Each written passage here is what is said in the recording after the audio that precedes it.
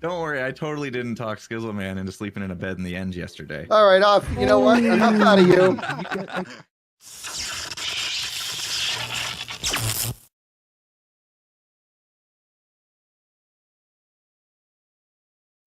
Next up, let's check out the Lightning Farm, which is also a RNG-based farm.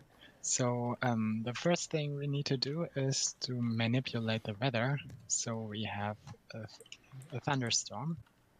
So you can see a lot of redstone instant wires going off into the distance. And all of those are connected with a dropper that faces into a nether portal. And what that's doing is if you trigger the line, it shoots an item into the overworld and loads chunks. And loading those chunks is the same thing again. It manipulates the world RNG.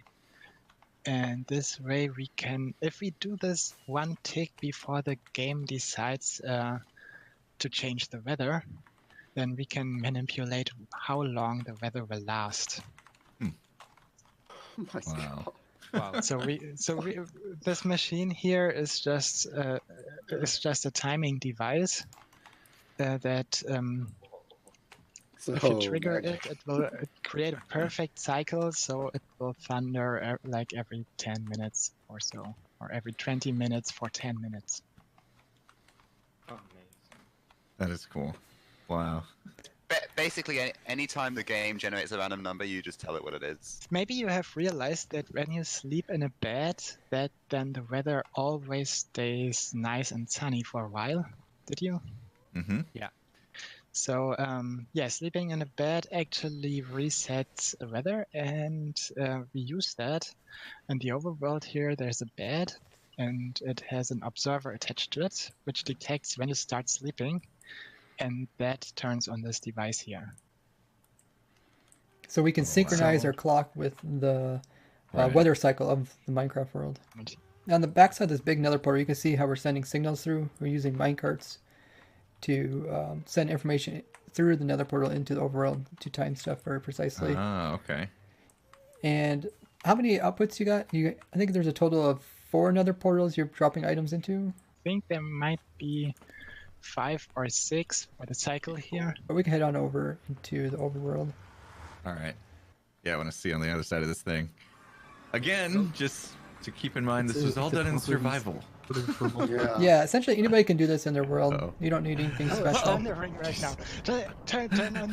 Turn on the horses. It's thundering. Right? Oh, except they're not gonna end It's up not in the right gonna work, spot. right? Yeah, There's 'cause- too many players in the overworld here too. We So- would have a better way to build this machine right now if we did it Yes. again. So Yeah, yeah. It's something that we still want to do. it's definitely a work in progress. Like whenever you come up with something new, you obviously learn a lot while you're designing it, and it was definitely a learning process for us. We kept like learning better, easier ways of doing the same thing that we're doing now. But yeah, we're essentially in the overworld. This is where the lightning will strike. If it was on, it actually will strike in a single chunk above this. And we actually had to design this weird contraption that we're standing on to actually kind of harvest the lightning, which is a pretty crazy thing to see when it's activated, but it's very difficult too because it's player positioned. So if players stay in the wrong spot, it can actually ruin it and very weird stuff like that. Oh, but wow. essentially, all those cobble walls are kind of like the very top of it, and lightning will strike them. And then what will happen is we actually also manipulate lightning strikes to always produce trapped horsemen. So we get those crazy guys that will explode and try to shoot you. So we get horses spawning up there. They'll fall down. We got this funnel of doom, as Zerex likes to call it, to shove everything into the center. There's a player that'll be kind of nearby, which will activate them, switch them from over a normal skeleton horse over into those horsemen with the skeletons on top of them. You may realize this giant chunk of lava over there. Yeah, I was going to ask about that. What's with all the lava? That was Earth Computer's base. We griefed it. Can we fly over it? There's over 400,000 blocks of lava inside there. Oh my gosh. You can see it on the map right This here. will take forever.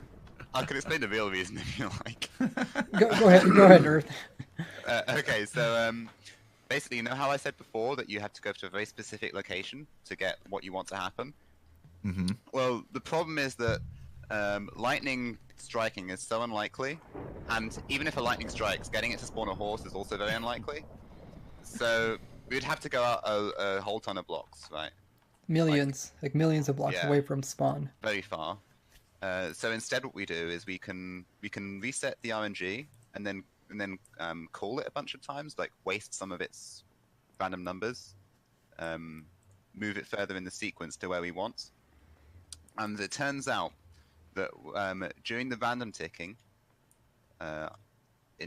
which is like, for example, crop growth or lava fire spreading, that kind of thing.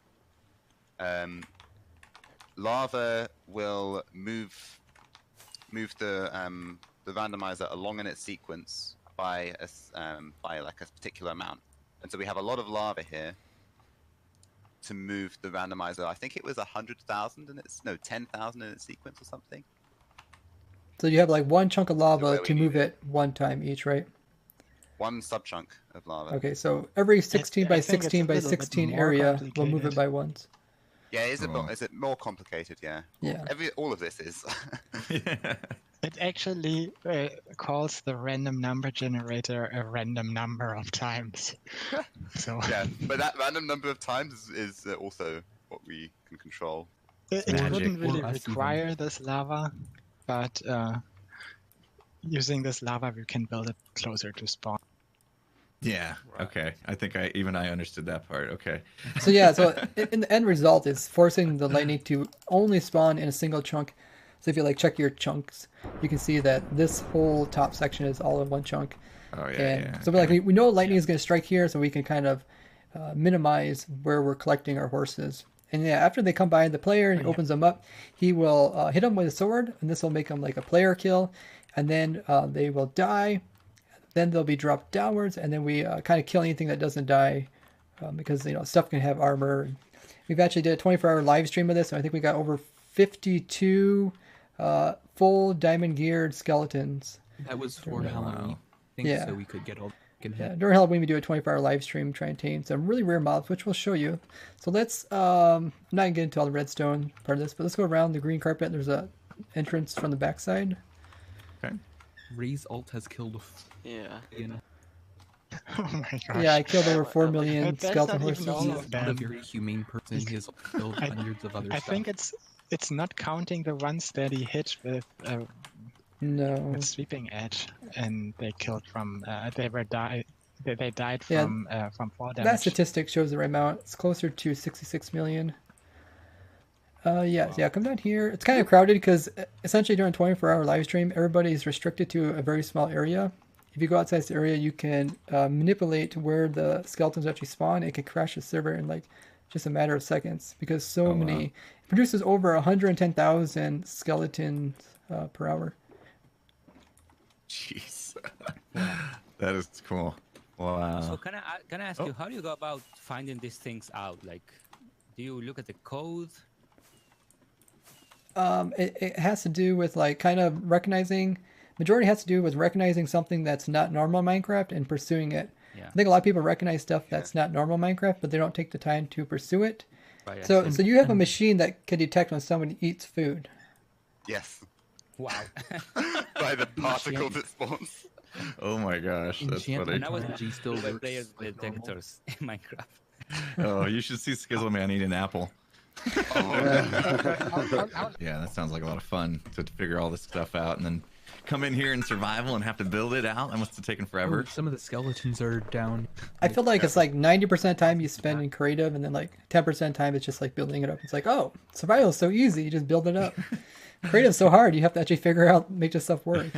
Yeah, put all the pieces together. Yeah. Yeah, if you fly This is cool. if you fly over top of the actual lava piece, I don't know if you guys done that so far. It's kind of cool. It's like a half moon shape, but you can actually kind of see the scale I of don't know it if I compared trust to my the. flying If you skills come here. down, you Compared can to the see trees some below it. skeleton.